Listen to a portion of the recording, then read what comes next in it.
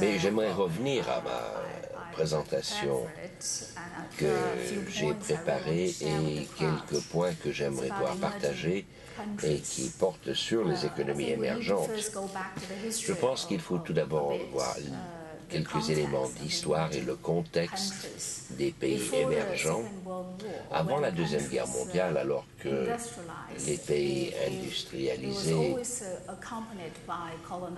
étaient toujours au premier plan de la colonisation pour acquérir des marchés. Mais la Deuxième Guerre mondiale a mis un terme à cet état de fait et la concurrence est devenue en fait le thème du jour.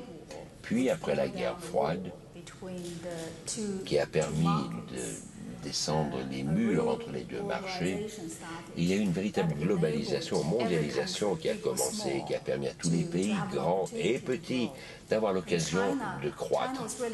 La Chine a eu beaucoup de chance d'être présent à ce moment. La Chine est en train de réformer sa structure économique et politique pour être prêt à ce décollage. Et simultanément, des pays comme l'Inde, le Brésil ont également pris part et participé directement à cette croissance. Et nous voyons maintenant une arène avec un nombre croissant d'acteurs, et même avec cette crise financière que nous venons de connaître, ces pays ont contribué énormément à permettre d'éviter une aggravation de la situation. Toutefois, nous devons également reconnaître qu'il existe cette inquiétude de part et d'autre. Pour les pays développés, une préoccupation que les pays émergents ne suivront pas les règles d'origine ou ne sont peut-être pas prêts à accepter les structures existantes, et simultanément les pays émergents sont préoccupés par le fait que les pays développés ne vont peut-être pas les accepter ou pourraient imposer certaines règles. Donc c'est une inquiétude double. Je ne crois pas que nous puissions résoudre ou retirer cette inquiétude. Je pense que celle-ci va être avec nous pendant un certain temps. Les problèmes que j'ai évoqués hier soir dans mon intervention pourraient être attribués à ce genre d'inquiétude, mais en même temps, il nous faut aller de l'avant. Et je pense donc qu'il nous faut réformer les structures existantes qui ont été conçues pour 1 milliard et maintenant il y a 3 milliards ou plus qui participent à cette croissance. Donc les structures ont besoin de réformes, non pas par la révolution, mais par une évolution pas à pas, mais il faut comprendre que la réforme est nécessaire. D'autre part, je crois qu'il faut qu'il y ait une observation appropriée des changements qui ont lieu. En Chine, comme j'ai dit hier soir, nous ne sommes pas d'accord avec ce transfert de pouvoir. Nous ne pensons pas que le monde change des concepts de transfert de pouvoir, mais plutôt une diffusion de ce pouvoir. Cela signifie que nous avons besoin de voir ces changements et de pouvoir y répondre avec une attitude beaucoup plus détendue et sans essayer de s'accuser mutuellement, mais au contraire de trouver un meilleur moyen pour coopérer et travailler dans une structure de partenariat. C'est le message que j'ai essayé de communiquer et que j'essaie de communiquer aujourd'hui pour les pays émergents. Ce n'est pas une question de mise en question de la position des uns ou des autres, mais d'avoir des meilleures conditions pour nos propres populations, que leurs conditions de vie s'améliorent. Et nous aurons à apprendre des pays développés de leur expérience acquise. Et en même temps, nous n'avons pas la place pour pouvoir croître de façon indépendante et de fonder nos systèmes politiques et nos structures sur nos propres cultures et nos propres expériences. Suis-je encore dans les temps? Vous avez encore 4 minutes, madame. Eh bien,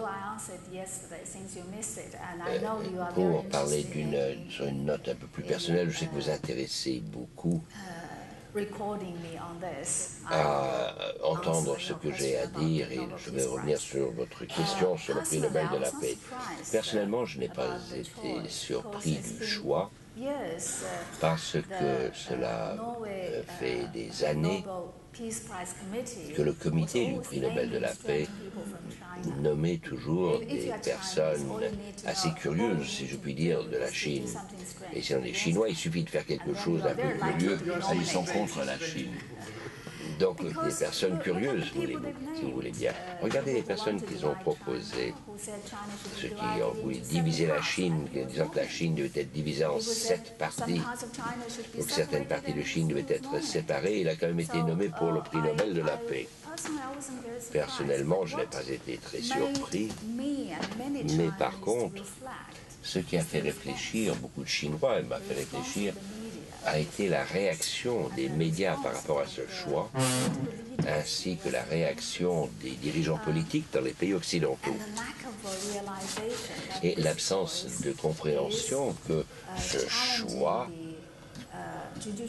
met en question tout le système juridique chinois et ne montre pas du tout de respect pour les systèmes nationaux. Et je crois que beaucoup ne l'ont pas compris.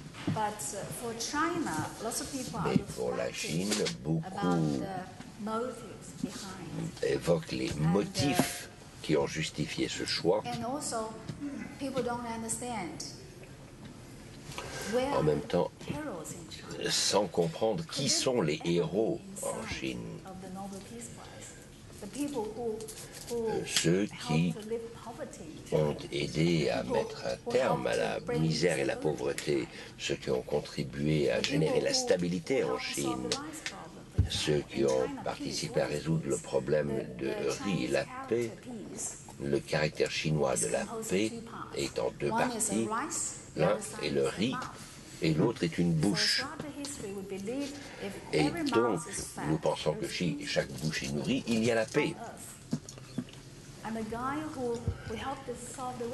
Et la personne qui a contribué à résoudre a contribué à résoudre le problème du riz, je pensais qu'il pourrait même être candidat. Mais maintenant, je comprends mieux combien j'étais naïf de croire cela. Toutefois, je ne perds pas espoir et peut-être qu'ils apprendront un jour. Enfin, il y a eu des bons choix comme Mandela. Ça, je veux dire que c'était un choix très courageux. Mais parfois, les choix ne sont pas excellents.